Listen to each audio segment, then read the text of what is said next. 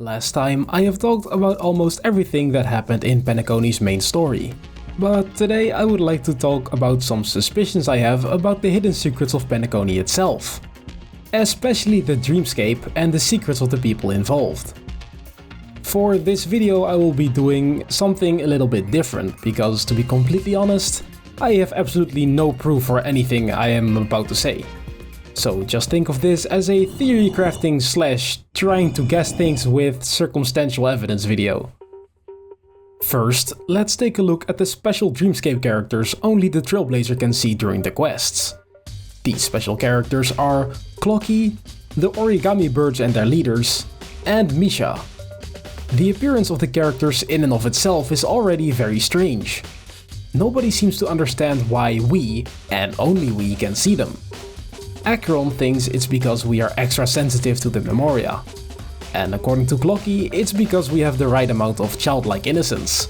But it seems kind of too easy to explain it like that, because nobody in the entirety of Penacony can see them.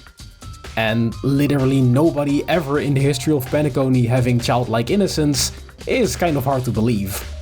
There has to be a reason for the Trailblazer to be able to see them, and the only difference between the Trailblazer and everybody else is the Stellaron sealed inside of them. If the Stellaron is actually the reason we can see the special dreamscape characters, it implies a lot of different things about the dreamscape. In the past, before Penacony was created, it was the power of a Stellaron that caused the planet to be freed from the IPC, after which a person called the Watchmaker influenced the dreamscape to become what we experience right now. If the Watchmaker used the power of the Stellaron to influence the dreamscape, there are many things that could be answered.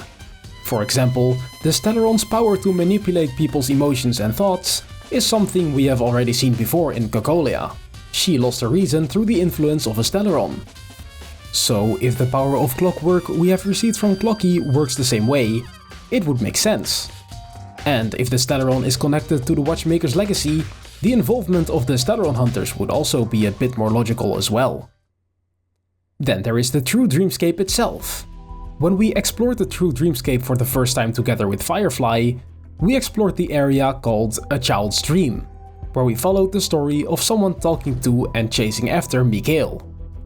It starts very calm with them playing hide and seek, but slowly it becomes more clear that Mikhail is leaving, and the voice is trying its hardest to either get Mikhail to stay or convince him to let them join him wherever he's going.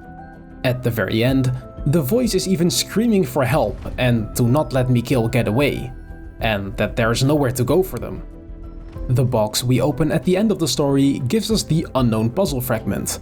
It says, you can feel from it a mixture of confusion, fear, grief, and an almost imperceptible determination to face death head-on.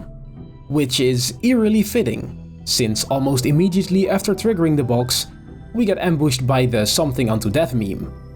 It almost feels like Something Unto Death was triggered to attack us by the puzzle piece, or was otherwise guarding it.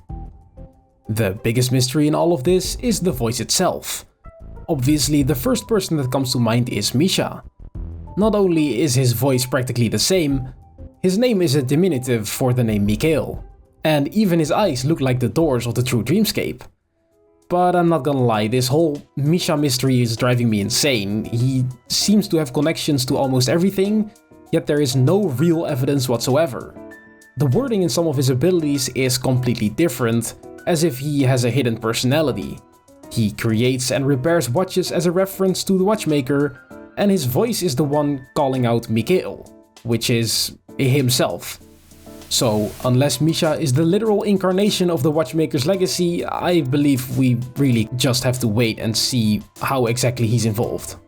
There is one last thing I wanted to talk about in this video, and that is the Reverie Hotel in the true dreamscape. When we arrived there, we saw Firefly looking at the dreamscape entrance in the distance. And later, Sam was standing in the same exact spot looking at the entrance as well. When you interact with the spot, you get two different dialogue options. The first one being, the tainted dreamscape entrance, akin to an open eye in the abyss. And the second one is, don't get too close to that light circle, or you'll lose yourself. A low voice rumbles beside your ear. This light circle might lead to a deeper part of the true dreamscape. And since everyone was making their way to this specific point, that could be the place where the Stellaron or the Watchmaker's legacy is hidden. But in the end, this is just pure speculation, so please let me know your theories in the comments below. Anyways, I hope you enjoyed it. Have a good one. Bye!